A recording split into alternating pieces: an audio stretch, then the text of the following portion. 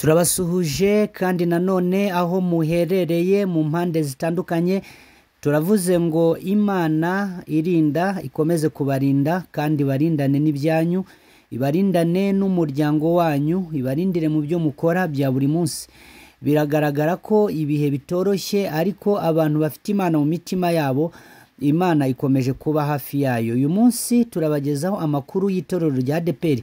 Murabizi ko tubagezaho amakuru menshi atandukanye, ariko noneho itorero ADEPR ubu noneho byabaye ibindi rwose, byabaye ibindi. Birasaba ko dusenga cyane, kuko abantu bamwe bari kwibaza ibiri kuba bikabayobera. Ubu tuvugana iri torero izina ryaryo murabizi ko ryitwa ADEPR. Izina ryaryo naryo ryateje impagarara mu bantu mu buryo bugiye butandukanye, ariko hari Imana. Niyo mpamvu tugiye kuza tubibagezaho, tubibabwira. Hari igihe tubagezaho amakuru, abantu bamwe ugasanga niba ari abafana muri komenti barandika ibintu bigiye bitandukanye, ariko tubagezaho amakuru y'ukuri. Rimwe na rimwe tuzatubagezaho amakuru mutinde kuyemera, ariko muzajya mugera aho ngaho mubone ko amakuru twabahaye ari ukuri. Ikindi, hari abantu usanga bavuga ngo muba mukeneye ngo ama views, ngo ibiki n'ibintu byinshi bavuga, ariko ndagira nkubwire ko mu by'ukuri views, kudukurikirana icyambere aba ari ukugira ngo umenye amakuru. Naho ibya views, abantu batureba bose mu Rwanda, nta kintu na kimwe views wavuga ngo ziramara, nta kintu zimara, kuko ubu tuvugana YouTube ntabwo iratangira gukorana n'u Rwanda ku buryo kugira views hari icyo byamarira abantu. Gusa ni byiza kubana n'abantu ukabahereza amakuru. Reka rero dusenge mbere yuko dukomeza, tuze tubagezaho amakuru agiye atandukanye, ndetse n'ibigendanye n'ibi bya ADEPR n'izina n'ibirimo kuba kuri iri zina ryabo, ndetse n'itorero muri rusange. Reka rero tubanze dusenge. Murabizi ko tubanza gusenga tukiragiza Imana, tukabwira Imana ikabana natwe, tukabwira Imana igakorana natwe, tukabwira Imana ikagendana natwe. Ntacyo twakora tutasenze. Ikindi muratwihanganira, ijwi niba ritameze neza, ni amagripe, ariko ntibyatuma tutabagezaho amakuru twabasezeranyije kujya tubagezaho, kandi ni inshingano zacu nk'isengesho TV, kuko iyo tubagejejeho amakuru mumenya n'uburyo musenga, mumenya n'ibyo musengera, mumenya n'uburyo muhagarara mu buryo bwo kubana n'Imana. Reka dusenge rero.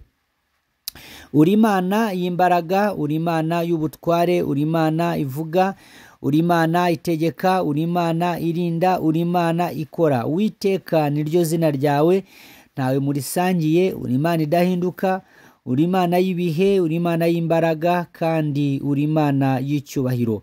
Izina ryawe abadayimoni iyo baryumvishe barahunga. Izina ryawe indwara yiryumvishe irahunga. Izina ryawe rirakomeye, izina ryawe riteye ubwoba.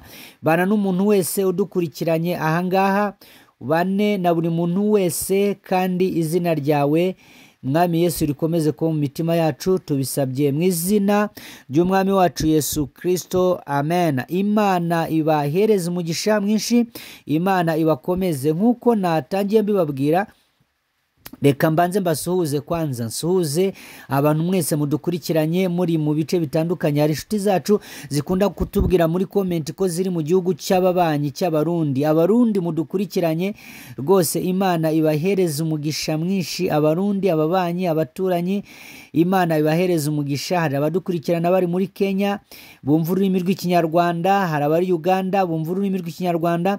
Mwese turavuze ngo Imana ibahereze umugisha mwinshi utagabanyije. Abari mu mahanga, mu bihugu by'amahanga, muri Aziya, mwese namwe turabasuhuje. Abari mu Burayi turabasuhuje, abari muri Amerika turabasuhuje. Mwese mwiyumvemo ikaze mu izina rya Yesu. Niba utarakora subscribe kuri YouTube channel yacu, wayikora tukajya tubana mu biganiro bigiye bitandukanye, ni ugukanda aho nganditse subscribe, ugakanda agasogera, ubundi amakuru yacu ukajya uyabonera igihe uko tuyashyizeho, tuyaprodinze, ugashobora kubona amakuru n'ibiganiro ndetse n'ijambo ry'Imana. Ni ibintu byinshi tubategurira mu byiciro bigiye bitandukanye, muraza kubibona mu minsi iri imbere. Rero ngo bimeze gute? Nk'uko twabibabwiye, itorero rya ADPR ni itorero dukunda kubaho amakuru yaryo cyane, kuko ni itorero rifite abayoboke benshi mu gihugu cy'u Rwanda. Ni itorero rifite abayoboke benshi mu gihugu cy'u Rwanda, ni itorero rifite abantu benshi ryabyaye ku isi, ni itorero n'andi madini agiye atandukanye usanga abayayoboye benshi baravuye muri ADPR. Rero ni itorero tugomba kubagezaho amakuru yaryo, kuko ryagize umumaro mwinshi mu ivugabutumwa ry'u Rwanda. Ubyirengagije waba utabizi neza, ariko itorero ADPR ryagize uruhare runini mu guhindura abantu kuba bigishwa ba Yesu, ryagize uruhare runini mu kubwira abantu ubumwe n'ubwiyunge, ryakoze imirimo igiye itandukanye mu buryo bw'isanamitima. Niyo mpamvu rero tubagezaho amakuru yaryo cyane. Rimwe na rimwe nuko muvuga ngo abantu bavuga ibintu bitandukanye, ariko it's okay, nabyo nta kibazo, nta kiba bitwaye, kuko mu bwami bw'Imana buri wese avuga uko ibintu abyumva nuko abitekereza. Iri torero rya ADPR rero ni itorero ubundi riri muri abbreviation. Iyo uvuze ngo ni ADPR na abbreviation ni A D P na L, bikaba bivuga ngo ADPR. Aya magambo rero afite ikintu asobanura, avuze ikintu kinini. Ubundi abbreviation ni impinamagambo, ni amagambo ahinnye. Rero iyo usobanuye iri torero rya ADPR mu magambo arambuye, biravuga ngo na association de Église Pentecôte du Rwanda. Association d'Église Pentecôte du Rwanda, niko bivuga mu magambo arambuye. Association ubundi mu Rwanda zahoze zihari mu myaka yagiye ishira zikora cyane, ariko nyuma ziza guhindurwa n'ibyo bitaga amakoperative, haza amakampani, ibyo murabizi bigiye bitandukanye. Rero ubu tuvugana izina ry'iri torero ADPR ntabwo rizongera kubaho, ntabwo rizongera kuvugwa, ahubwo ryamaze guhindurirwa izina. Nubwo abakristo benshi b'iri torero batarabimenya, cyangwa wowe ushobora kwibaza ngo ariko utugezaho aya makuru gute utari umuvugizi wa ADPR? Utugezaho aya makuru gute utari umushumba muri ADPR? Abantu bavuga ibintu byinshi, ariko ntago bivuze ngo twebwe niba twariyemeje kubahereza amakuru ku itorero, ku gihugu, mu bintu bigiye bitandukanye, ntibivuze ngo amakuru twamenye ntitwayabagezaho, nubwo tuba tudashinzwe kuyababwira mu by'ukuri. Yego, ntago ari twebwe bavugizi bayo, ariko niba hari icyo twamenye tugomba kukibagezaho, kugira ngo niba uri umukristo wa ADPR ugenda umenya impinduka zabayeho. Ubu rero biravugwa ko ADPR, izina ADPR ryahinduriwe izina. Itorero ADPR ryahinduriwe izina, ntuzongera kuvuga ADPR byonyine. Iyo association ntabwo ihuye n'umurongo n'amabwiriza bishyirwaho ndetse n'aya matorero agomba kugenderaho. Rero iri torero ADPR nubwo abantu batarabivuga, batarabibwirwa, bataragira gute, iri torero rwose mu minsi iri imbere muraza kubona ahari insengero zabo hatacyandikwa ADPR, ahubwo bivugwa ko iri torero ryabaye ngo ni Église Pentecôte du Rwanda. Église Pentecôte du Rwanda. Église Pentecôte du Rwanda. Biravuga ko iri torero, ni ukuvuga iyi association niyo yavuyeho, ni ukuvuga mu yandi magambo n'ibijya muri abbreviation nk'uko mwajyaga muvuga ADPR, bizaba Église Pentecôte du Rwanda, bizahita bihinduka EPR. bizahinduka eperi. Murabizi ko dusanzwe dufite n'andi matorero mu Rwanda ya eyari, eperi n'iki byose nabyo bifite uko biba bisobanuye.